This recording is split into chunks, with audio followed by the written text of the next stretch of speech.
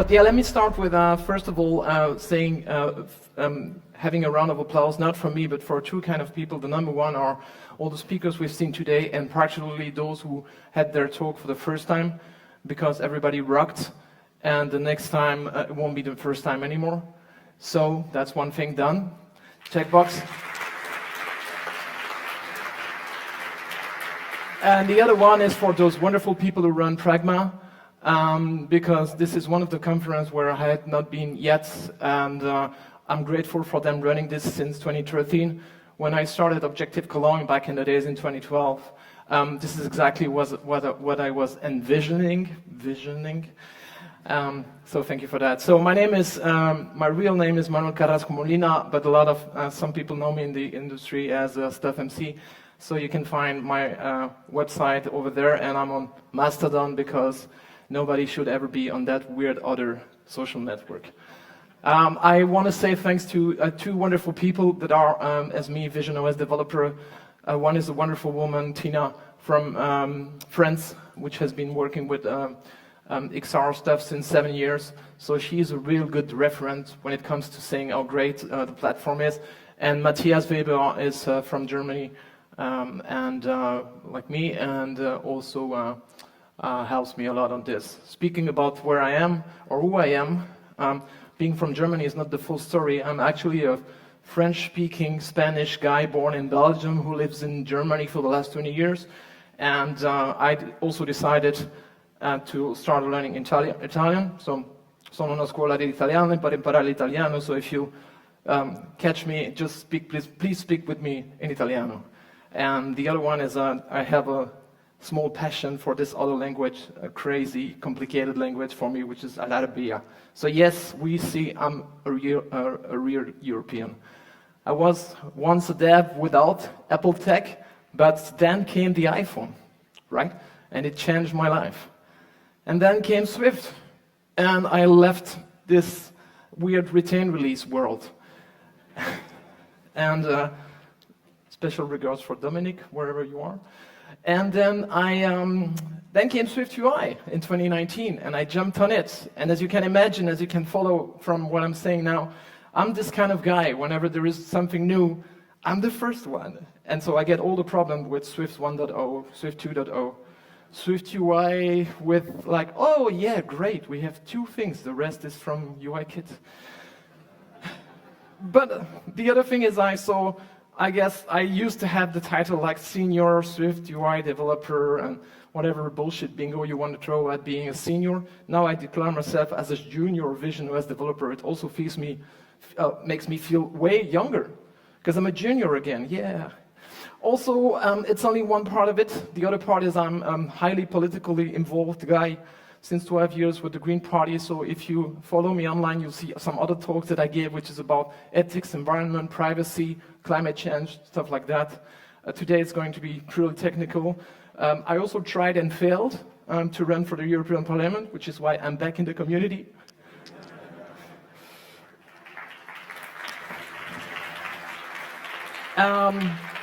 And yeah, Apple kind of saved my life because just the day after I lost at the primaries in Germany, they introduced Vision Pro and visionOS, so I was back.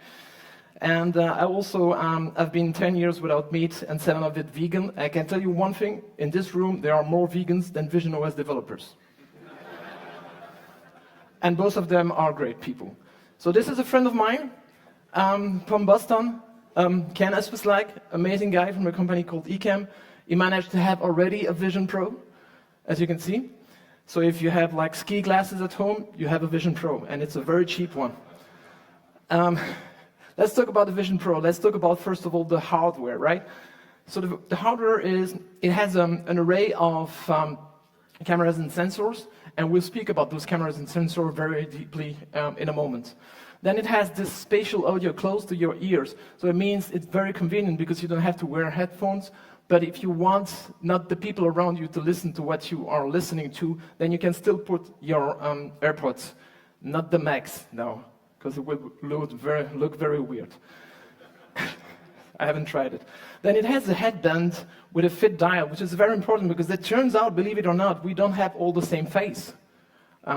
So some of us have a bigger face, a smaller face, tiny face, larger face.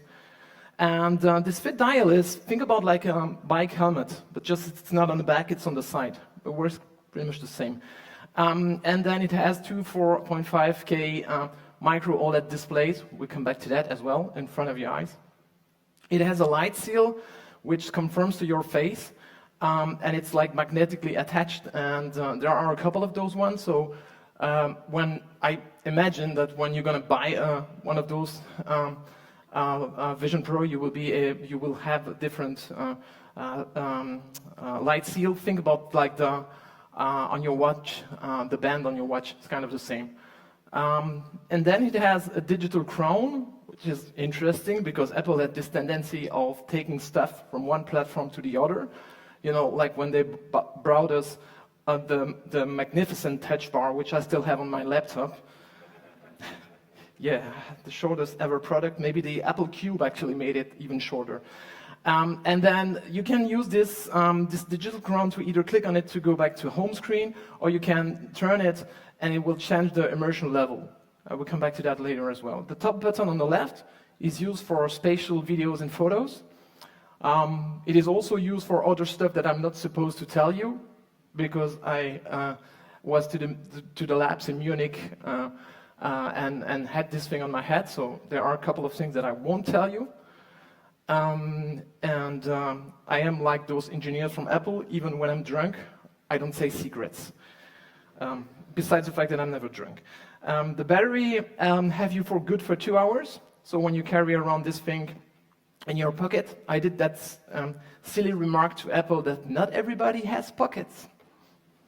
Apparently, Apple had not directly, I'm guessing, thought about this. So, but if you're plugged on the wall, you can use this thing all day, right? Like just like a laptop. Then, for those of you who have glasses, until now I'm lucky enough to not have them, and we had a talk about glasses. They have this prescription glasses mounted inside. That's an interesting juggling if you wear glasses, because you're going to wear this thing with the prescription glasses, then you're going to take it out, you're going to put your glass, then you're going to put your glass, and then you're going to forget. But people wearing glasses tell me they're used to this taking out, putting it, taking out. All right, let's talk about the outside of this thing. And I have a couple of icons here so you can imagine what it is, what we're talking about. First of all, where you see the camera icons, kind of in the middle, these are two high resolution cameras. They send over 1 billion pixels per second. Then everywhere where you see an arrow, you can see 6 of them. These are head and end tracking, so 6 cameras. That's one of the differences between Vision Pro and something like the Quest from Meta, is you don't have to wear those weird joysticks, right? You just have to wear your hands. I don't know if you remember when Steve introduced the iPhone, he said, "So are we gonna have to use was it like not the pencil but something like that? A stylus. Nah, nobody likes styluses except when it's the Apple Pencil." Then there are eye elimination sensors, and then there are some real-time 3D mappings. So you can, if you wonder why it's 5, it is the 2 blues on left and right, and then the middle one is like it's like the lidar sensor, so it's actually only one lidar sense and reads back. And then the real thing is those on the top, some random sensors. I still have no exact clue, because if you look at the documentation from Apple, it's fairly unprecise what it actually is, but these are not cameras, these are sensors. Let's go inside of this thing. Inside of this thing, you have the eye tracking, so you have LEDs and eye cameras. So you have a bunch of LEDs, and you also have per eye 2 cameras. There is like an invisible light patterns which project to your eyes. And I told you, this is 23 million pixels. So they say it's more than a 4K display. I just don't know why Apple don't say it's like you have an iMac in front of your eyes. Like an iMac for each eye. And that's what it is, because it's the resolution. And in total, if you've counted with me, that's a total of 12 cameras, right? Plus a bunch of sensors and something else that I will tell to you about later. Let's go outside of the display. And those of you who remember a product from Apple, and it's a little bit where I got the name of my talk, Me, Myself, and I, a reference to, which band? Nobody listened to thank you, De La Soul. Nobody listened to Tribe Called Quest. You leave the room. It's also a good band, though. Outside, you have this thing called the eyesight. And not the eyesight, but the eyesight, right? I love how Apple reuses product names just to confuse us. It reveals your eyes. So yeah, this is no pass-through. And it's not really your eyes, right? And yes, it is super cringe. At least when you see it there. But it has most of the time when Apple does something, it's not only to look good, right? It has a meaning. It's actually it has a UX sense. It is for you to know that I'm looking at you while I'm using this thing. If you see my eyes, it means I see you. If you don't see my eyes, or my fake eyes, my avatar eyes, it means I am fully immersed and I don't actually see you. So whatever you do in front of me, I might not even see you. Don't use it to do some crazy, silly faces. And yeah, fully immersed. Right, let's talk about the processor. There's like a regular M2 chip. It runs Vision OS, it does advanced computer vision, it delivers the graphic. The real innovation here is the R1 chip. It processes the inputs, so the cameras and the sensor I spoke to you about, but also the 6 microphones. So yes, Siri will hear you. There are 6 microphones. Actually, I don't know where, I counted 4, I don't know where the 2 others are anyways. And it streams images to the display in less than 12 milliseconds. So this is why people think that it would be weird if the image you would see would come like, I don't know, half a second later or whatever, or even like 100 milliseconds later, then you would feel super dizzy. But because it's so fast, your brain actually doesn't even know that it's not a real image, what you're seeing. Because 12 milliseconds turns out to be 8 times faster than the blink of an eye. That's what Apple computes. I don't know, they compute blinks of an eye. I don't know. Navigation, how do you navigate with this thing? You navigate by using your eyes, your hands, and your voice. That's all you do. You just do crazy hand gestures by tapping. And I know, nowadays, it is weird to see people doing this, doing this, doing this, doing this. But believe me, in a few years, it will be as not weird as it would have been 20 years ago to see people in the streets taking a piece of glass and just doing this and this and this. 20 years ago, it would look weird as well. There's a virtual keyboard, obviously, but just like on the iPhone and on the iPad, a virtual keyboard is great, but we developers, we need to be productive, so we can use a regular Bluetooth keyboard as well. And you can use the mouse or the trackpad in some ways that I won't tell you, but you will discover at one time. In great ways. And then you can use also game controllers, so I can't wait to play this with my sons. And no, they're not going to get a Vision Pro, each one of them, for Christmas. And if your app uses a pen, we'll come back to that later, but just use your fingers. That's what the pen is because nobody needs a stylus. So anyways, the way you interact with this thing is by looking at it. So when you look, it hovers, right? So if I look at a button, and if I read some code in SwiftUI, a button is automatically a hover. I didn't put the hover in the slide, but imagine the color of the button slightly changed. If you want to have some kind of component, like I use in this case an H tag, but in the case of the sample on the right, it's just a regular text. To change its color when I look at it, you can definitely do that. In this case, I put some padding. I put a content shape where I say, all right, the purpose of this content shape is to be a hover effect, and it's a rect with a corner radius of 100 points, not pixels. And then it has a hover effect. It's important to know, though, that, and this is one of the things that I get from one of the great sessions from DubDub, which is called Elevate Your Windowed App for Spatial Computing.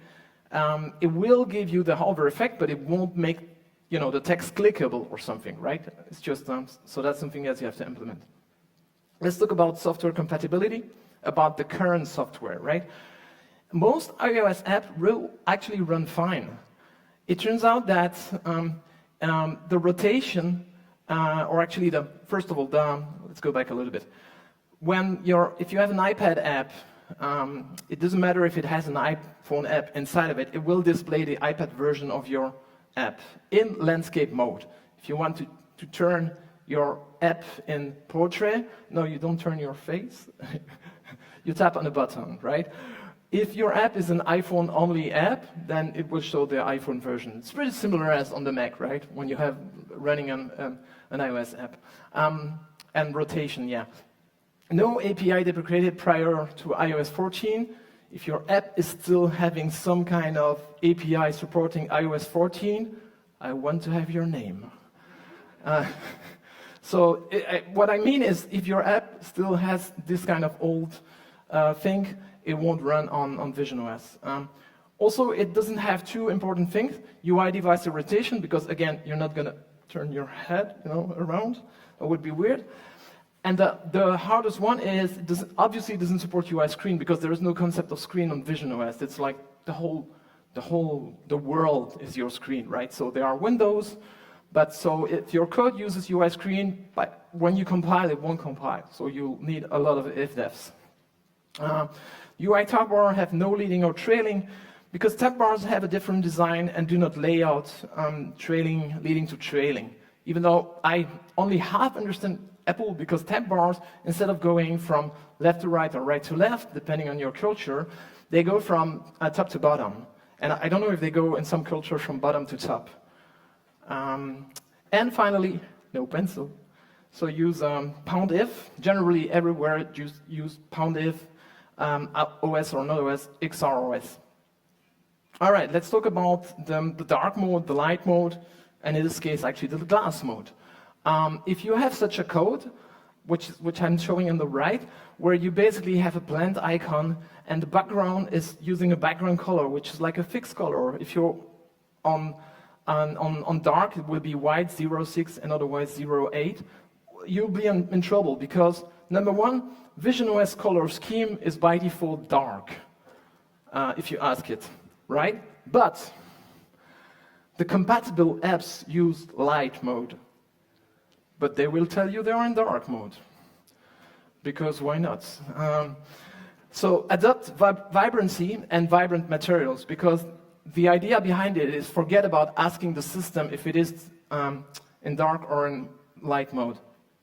So if you use SwiftUI semantic styles, like for example this better replacement, instead of using this color white, I'm using .fill, .tertiary, and then it will adapt itself. Also, the glass windows that we will see again later, they react on the environment. So the lighting from the room, they have shadows cast on real objects like tables. So this is crazy. Let's talk about the tools. And Apple did something very special to me 2 days ago for that. First of all, if you're running Xcode 15, the regular Xcode 15, you won't have visionOS. So don't worry, it's normal. It's because it's not final, so they don't want normal developer, regular developer out there to be confused with this unfinished product. So you can use Xcode 15 Beta 8, or the just released 2 days ago Xcode 15.1 Beta, but this one doesn't have the simulator on my Intel Mac. Because now Apple said officially, and it's okay, I'm going to get very soon, finally, yet another M1 or M2 actually, because I already had in the past, and they officially say it's not supported it's only Apple Silicon. And it's okay, because to be honest, doing visionOS development on an Intel Mac used to be a pain, because whenever you do something in 3D with Reality Kit, it was very slow. So the visionOS simulator is your friend, because yeah, if you're lucky enough to go to Apple for like a couple of hours, and some people that I know have been lucky enough to go more than once, not me. But rest of the time you work with the vision simulator. The good thing, it works also with anchors, and I'll show an example of that. Also, this link on the bottom, it's pretty awesome from Tracy Henry. It's a sample code which shows you how to stick basically any piece of UI on the walls or on the ceilings or whatever. Then you have Reality Composer on iOS, still works, but now you have Reality Composer Pro on the Mac. Think of it of like storyboards in 3D. And I know we should by now all hate storyboards for many reasons. One of them is that on visionOS it's not going to be amazingly supported, but this new Reality Composer Pro is pretty awesome. Also, if you have some kind of object which is like OBJ, GLTF, USD, like 3D objects, you can find a ton of those on the internet as well. You can convert them to USDC with a Reality Converter, which is still in beta since almost a year and a half. And then there is this parallax image tools when you work on your icons, but I come back to the topics of icons. How does work debugging? I think I have to go slightly faster, but by the way, there's something between you and the party. It's me. Debugging works pretty cool, actually. And there are a couple of stuff that you can do. For example, with the simulator, it has some possibilities. But that being said, it also has something I cannot tell you. I'm sorry. But it's shown here. But you know what's even more funny is that I don't remember what it is. It's like, you know, Men in Black. It's what Apple apparently did to me. I don't remember what it is. I wrote the slide and then I forgot. But Sidecar, speaking of debugging, Sidecar projects Xcode to your Vision Pro. Actually projects anything from your Mac. Think about Sidecar when you use it on an iPad to have your iPad screen being like your second screen of your Mac. This is exactly what happens with Vision Pro. And then, as you will see on the next slide, you can also have occlusion mesh or surfaces. Now let's reveal what it is actually. When I'm speaking, on the right, you have the simulator tells you in this fake environment what's a floor, what's a table, what's a wall, what's a ceiling, and on the left, it's the occlusions that you see. The only thing which is kind of weird for now is I can ask an object to be placed on a wall or on a table, but I cannot really decide which wall or which table. It will take the next one, so to say. So that's still kind of unfinished. The icon is, in theory, awesome. It's made out of 3 RGB images or sRGB images, which are no P3. Apple speaks a lot about P3 because better colors and more colors and whatnot, but those 4.5 screens in front of your eyes, they're not able to do P3. The way it works is you have a background, and I wrote a feedback to Apple, and please, please, please write a bunch of feedback to Apple, complain a lot. You might even be as smart as Paul and always start your feedback with please. Apparently, I'm not as nice as Paul, so I never start with please. And that's why they don't implement anything I ask. I asked them to have just a color or a gradient because it's kind of boring to have to go in some kind of graphic editor and have to like put just a random blank or a plain blank or black and then save it as a color. Then you have 2 other images, which is the middle image and the front image. And the screen you see there, it allows you to basically take your 1024 image or 512 at 2x and make it smaller. Except there is something in the release notes from Xcode 15.1 that says if your icon is not rendering, it's because all 3 images need to be 1024 by 1024. I'll give you a secret tip. Don't know if designers will love me about this, but if you use SF symbols and you go copy image as PNG, then it will allow, and then you say 1024 for the amount of pixels, and then you go in preview and you paste it, and then you save it in PNG. You'll have a PNG out of your SF symbols, and then you can compose 2 of those SF symbols and make your icon. I have no idea why Apple hasn't given us a save as PNG. They wanted us to work more. What kind of apps can you do? You can do the apps that are the shared space, like in front of you there are all of those apps, all of those windows. You can also be immersive, and when you're immersive, this is the screenshot on the right, the first time you get a warning telling you, look around you to be sure there are no objects you might bump into or trip over. And the level is decided by the cron, as you can see on the next screen. Yeah, so this is the thing, the immersion style. On this screen, you can tell them, on the extreme left and right, you can tell the room that I'm in. That's the real room, like I am in this case, I'm in like some kind of library or whatever. The middle one, like the beach, is the immersion I am, and by turning the cron, I can be more immersed or less immersed. I can be only in augmented reality, or I can be in full virtual reality. And the thing in the middle, it's just an image, right? It's just an image of that I'm showing. So 3 modes: mixed reality, so to say, progressive immersion, and full immersion. And there is an amazing sample called Destination Video Sample. There's one thing to note, though, is from the moment where somebody is coming at you, you will see this person, like and like around this person, you will see the person entering, and it's weird, but it's for safety reasons, so that you see when people are coming at you. The other reason is when the moment you start moving, the immersion goes away and the real world comes again. It's for a very simple reason, is because there might be a wall in front of you. So this is how you program an immersive app, a very simple app that would use the solar system, for example. You just have this immersive space. And this is a way you load a 3D object. It's also fairly trivial. You have this model 3D, and you give it the name of the object you have in your bundle, and then you get a callback a closure that tells you it's loading right now, or for whatever reason there was an error. And if it has a success, then all you have to do is do something with your model, typically resizable. How do you change the immersion?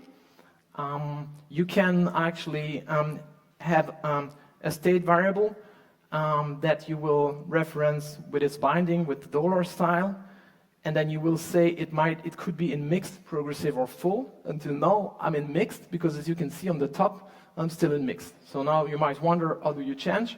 Here is how you change. You can ask simultaneous gestures, and then you can tell the system, I want magnified gesture. In this case, what my code does is when I zoom to the solar system, I will be more and more progressive and more immersed, so to say. But as you can see, you can change the style. All right, so what kind of UI can you have? Let's go behind the window, because obviously you can have normal windows as glass, as I told you, in Swift UI, or even in UIKit, or even, yes, old people, even in Objective-C. Objective-C can come to VisionOS. It's like the granddaddy throwing up the party, the Sweet 16 party. Whatever. Some system stuff will get 3D effect, which is great because it's like very subtle.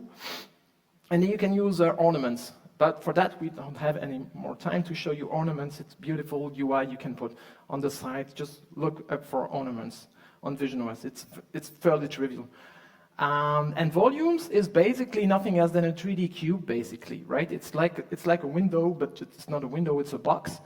The great thing is they're movable, but they're not resizable. So if you want to resize a cube, what do?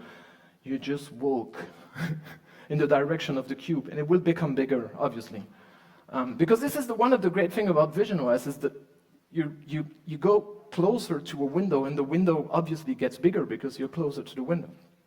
Immersive spaces are fully immersed stuff. They're not contained in a window, in a cube. They're just fully there, and their content is displayed. That's an example of an immersive app, like more complicated than the previous one, where I have a button to open an immersive space. Then I have this async code that opens immersive space referenced by its ID, and in the body, it obviously shows the first one, which is a window. The second one won't be shown until I actually open it. I think it's just kind of weird that we have to use this environment variable to call a function, but that's the way it is. Then, if you want to dismiss it, you call same thing, dismiss immersive space. And maybe you wonder why I don't have any IDs there. And the reason is you can only show one immersive space at a time. If you try to show a second one, you will have this warning in Xcode, you know, this blue runtime warning, unable to present another immersive space when one is already requested. At runtime, the app won't crash, but just you won't see the second immersive space. Other sheets and alerts work. Well, they will always be presented modally. It's interesting because it's unlike macOS. You know, on iOS, you can swipe to the bottom your alert, not your alert, but your sheets. Your sheet, you can swipe them to the bottom. On iPadOS as well. On the Mac, you cannot. And on visionOS, you cannot. visionOS, a lot of time, even though it's more iOS-based, has a lot of Mac behaviors. And the system sheets, for example, the photo picker will work the same way. You will have to have a cancel button of your own to dismiss this thing, because there is no other way to dismiss it. Alerts, a sheet as well, they will push the content back. So when you have a window, the alert will be shown, and it would take the original z-axis, so like in the room, and the original content will be sent to the back. Now let's go very quickly about a few projects from Apple, sample project. One is Hello World, and in this case, really Hello World, Hello Universe, it should have been called. It's an amazing app. It shows, among other things, the thing that I showed before, which is the placement gestures, which allows you to have some code that allows you to move 3D objects around. And it's also a good example of the move function, which is in the Earth entities update function. Because otherwise, if you don't have this sample code, it's kind of hard. Then let's play Happy Beam. It's a wonderful game where you basically have to change. So you have clouds. You have clouds. Yeah, we have them in Germany. I know in Italy you don't know what clouds are. There's always il sole. Clouds are coming to you, and then they are like it's raining, and if you put a heart, then it's. I tried in the real life in Germany. It doesn't work. But I mean, it could be worse. I could be in Aberystwyth.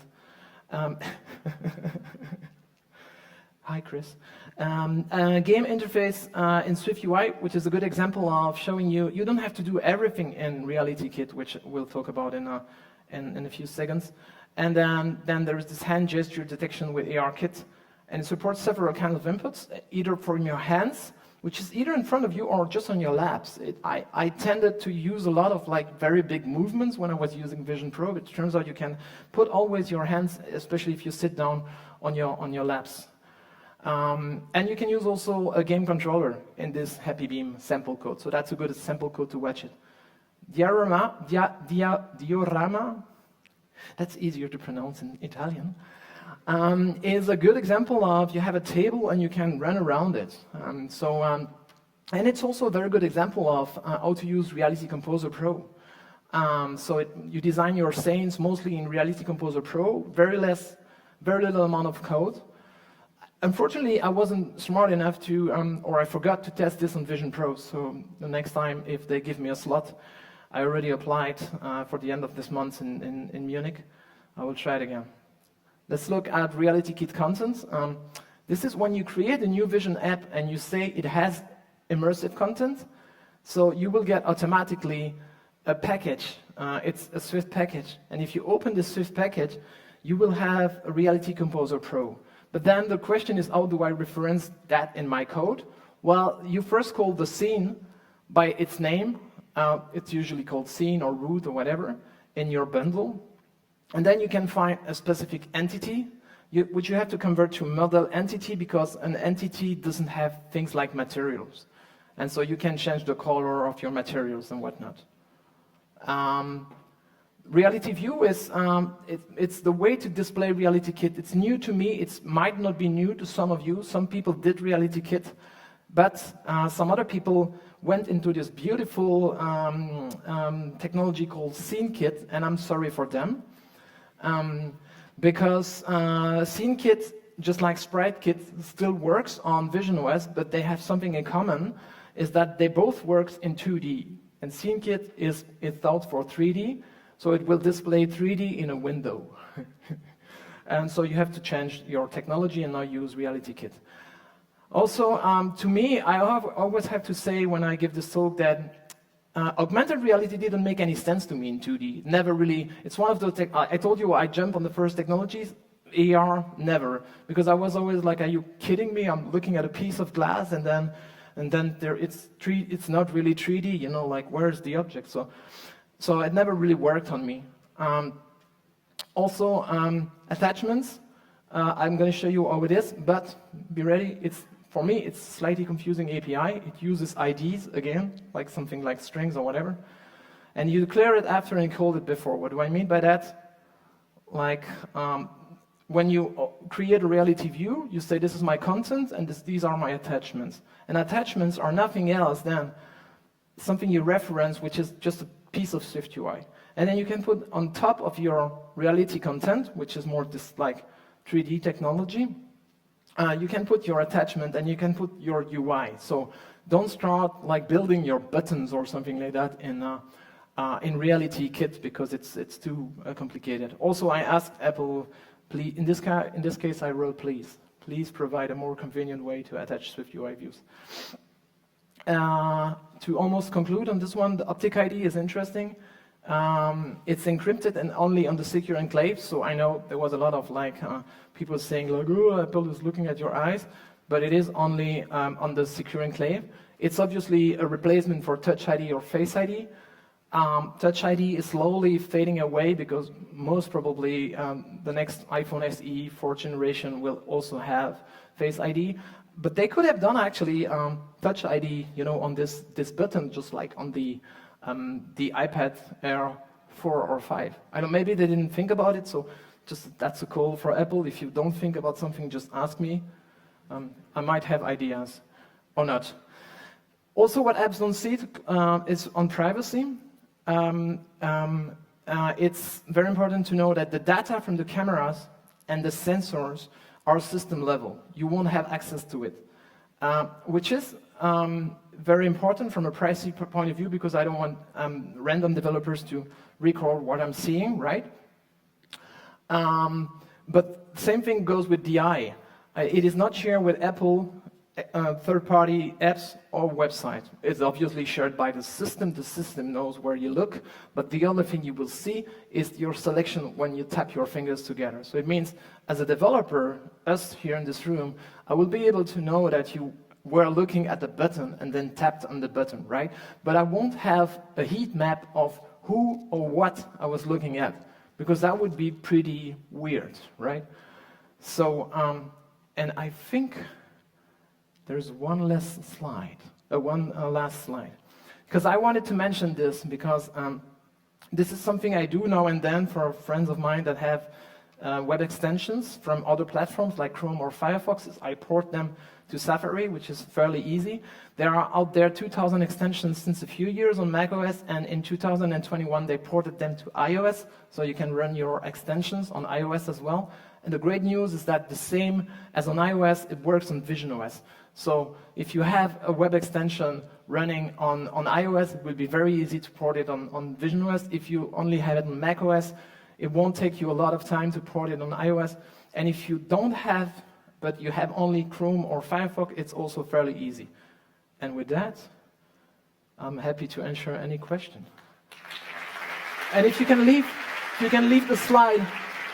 Just very quickly, if you can leave this slide for a few seconds, that would be great for two reasons. Number one is I'm looking for my next adventure as a job or a contract. And the number two is I'm also on this crazy new blue sky thingy.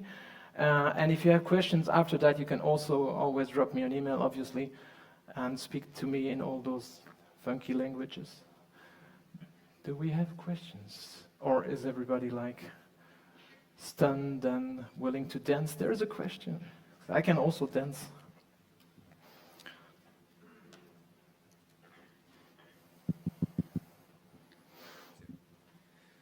Thank you for the talk. And does Apple told you or told us if multiple Vision Pro will share the same objects, let's say, so two people seeing a movie, for example? So there's, it's called ShareKit, right? SharePlay, yeah, SharePlay. There's SharePlay. Thank you. There's SharePlay. I don't remember about everything you can actually do, but yet the idea behind it is obviously Apple wants you to buy a few of those, right? I won't tell you how many kids I have because that's going to be very expensive. So they really want to have this like a shared experience, not only locally when you are in the same room, but also remotely. I would mention another thing, which is if you see an object in the middle in front of you and somebody is in the room just on the right of it, they will definitely see the object from the other perspective, right? So they won't see the same perspective as you. And I think this is also supposed to work remotely, but this is maybe something we should try when the next time we are at an Apple workshop, because this is probably the only place in the world where there is so many people wearing those things. Great question. Anna has a question. Just throw the mic. I was at App DevCon in Amsterdam. They have a throwing mic, which I managed to break. They told me it's unbreakable. Also, I couldn't catch it because I'm really bad at catching things. Anyways, I wanted to ask, so I know that nowadays almost no one prototypes anymore. But I was wondering, how do you navigate the different, like now, of course, like developing for a 3D world, when you're thinking about what you're developing, what is your personal recommendation for how to prototype something or just go for it? I'm bad at prototyping, that's the problem. Yeah, I'm very bad at prototyping. Like I'm afraid, like a lot of developers, but I agree with you that we should be better at this. There's something coming into my mind, is there is Figma has brought a 3D version of their software. It's mostly now running on Meta Quest, because obviously I'm speaking only about Apple, but spatial computing has existed before. But you know, smartphones also existed before the iPhone. And, what was it called? Nokia N95, remembers anyone? So this other people are going to come there. Meta is coming with a $500 headset, so this is going to be like a very cheap Android phone comparable. So so this is definitely going to come on Vision OS as well. I would mention the last thing about this is when I was developing, I had this very simple app that I did, which were just cubes, like 50 centimeter cubes, like 1 meter from each other. I compiled the app on the simulator, I could see it. On the real thing, I was like, nothing happens. I mean, like I wrote the code bad, I'm bad, imposter syndrome. And then I turned my head, I was like, oh, they're there. And so this I can recommend. This is like developing for the world. This is insane. Yeah.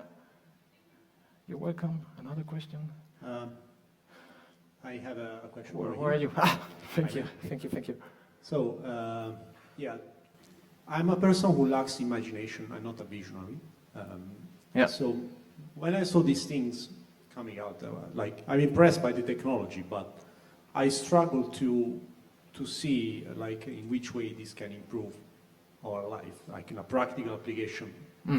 Like it's cool to watch a movie or play a video game, etc. But what do you think would be a great application for these things? Yeah, the reality is that even Apple doesn't know exactly, right? They're trying this thing and they know it's going somewhere, but they don't exactly know. So I even suspect, and I'm going to give you my perspective, but I even suspect that one of the reasons they invite us at those wonderful workshops is not only they want us to test our apps, but they also want to see our apps running on their system and obviously discover bugs, but also see what we do from it. I think for me, it might sound a little bit boring, but I think the most impressive things that I've seen are actually 2D or slightly augmented 2D stuff, because it's just great to have your windows just laying around, one in the kitchen, one in the bathroom. I don't want to know what kind of app this is. And one in the, watching a movie so everything stays. I don't remember exactly about the restoring thing, so it might be that when you restart the device or whatever, everything left the building. But I forgot to mention the R1 remembers the world. So the world map, if anybody has done ARKit programming, there are two very, very weird things. Number one, scan your room. Like, if you do this to me as a user, I'm just going to uninstall your app in the next 5 seconds. Because I just don't want to scan my room. And the R1 does that for you. And the other one is you have to save your world in like a file, or I don't remember exactly. On visionOS, it's saved for you. It's like think retain, release, or arc, for example. Yeah. Does that answer your question? Or half? It does, in a way. Like, there are a lot of people with the same question as me, and so you think that nothing came out in these meetings that you have been to? Like, did you see really something like, this really solves that problem? I don't know, maybe in medical applications, or I have no idea because. Yeah, I mean, there are lots of stuff out there that you can see. I obviously saw some things, but I'm not supposed to speak about everything I saw. I can tell you that it's, for me, it's just like, it's bigger than the iPhone. I was there at Moscone in 2007 when when Steve said, "Are you getting it?"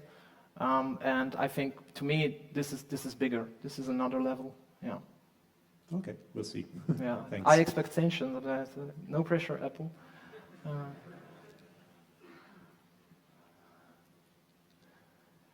I have to mention one thing before you ask your question. I've given a lot of talk in my life, and since I give this talk about visionOS, I have so many questions. This is great. I could just speak 5 minutes, and then we could speak about it like freely for the next 3 hours. It's easy. Go ahead. Okay. Yeah. So about the eye tracking. Yeah. How do you make the focusing on the elements? Because you don't want to track what the people is watching. Yeah. But the elements have to be responsive. Yeah. Like So the icons. there's this hover thing that I was showing you, like an icon on the home screen will glow a little bit. How it works? You look at it. You don't have a callback to make the elements highlight. No, they're just tappable, basically. There is if it's a button and you have code in your Swift UI or in UIKit, whatever, which reacts on this button, the moment you will see this button, but also do this tap thing, which you do also on the watch, then it will click or tap on the button. So you have only the styling definition at the moment of the creation of the element, but you don't have a callback in the moment the element becomes highlighted. I don't think so. I don't think so, because it would be weird from a privacy point of view. Yeah, it's my question was but I understand about what you mean, and I don't think so. Yeah. Like for the wallet, all the elements in the wallet is everything preloaded. You cannot put a URL to download an image. I haven't think about this, but I mean, again, you see like a feedback. The eye tracking is also something which is it's also not easy to do, but it kind of works, and you get it. Like again, like once you are working with it, after 5 minutes, you get how this thing works. If you are an iOS developer, you will get very quickly how visionOS works. If you are a user, sorry, and if you are an iOS developer, you will get very quickly how to program for visionOS. It's no magic. Yeah, it's because I was thinking about, I have a 2D list of elements, and when I watch an element, maybe are all videos, and you want to make the video start when you are watching on it, only that one. Yeah, we have to think about this together, because I don't have an answer right off the top of my head. Okay, thanks. You're welcome. I'm sorry, there's another question. I can stay here for the night. I'm staying here at the hotel.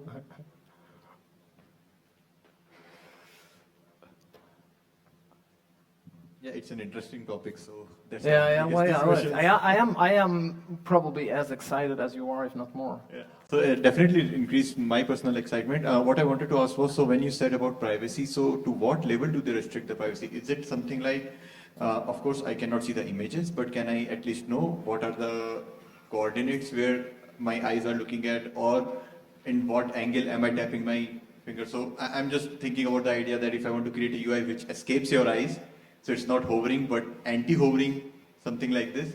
Or if I want to have different interactions, if you are tapping back or you are tapping front.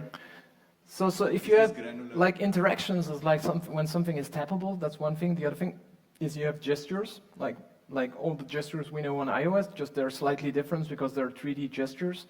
So you can have put a gesture on an element and decide whenever I do a rotation and I'm looking at this element, the rotation I'm doing is actually rotating this element, which you'll have to implement depending on what kind of object you apply.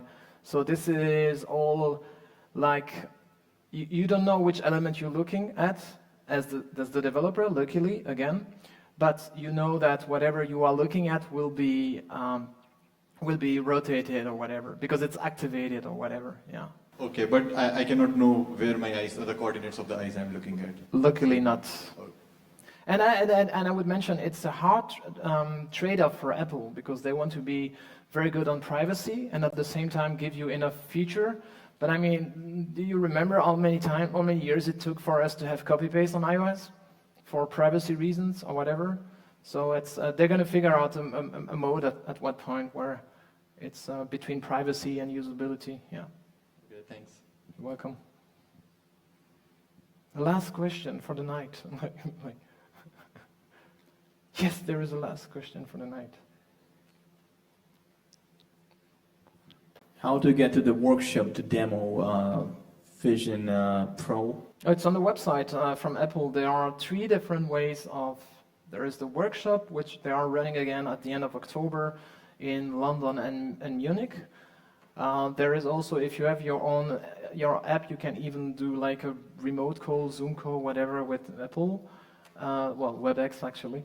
And then you can also apply to have a Vision Pro device, like, what is it called, like, not a loan, but, you know, rented or whatever for you. But for that, you need to be account holder. So you cannot do this if you're not account holder, which is why I have to speak to a lot of people. Yeah, so that's so you have to apply to go in at the workshops, and it's not completely clear what makes some of us selected and others not. You have to upload a few screenshots from your app, describe what you're going to do, tell them if you're going to port an app or if you just are going to do a fully Vision OS app. And I think there is this last thing which says, I just want to see how Vision Pro works. I feel like that's a trap. Because this is the one you don't have to select, because they don't want people to just come around to see how the Vision Pro works. You have to be, like all of us here, an actual developer. But for me, it was enough to tell them that I was working on a few different iOS apps that we want to port on the web extensions, and also that I had done a couple of concepts that I want to develop on Vision OS. But I also know people who have been rejected all the time, so I don't know, to be honest with you. I think we're done, so now we're ready for the party. Molto grazie.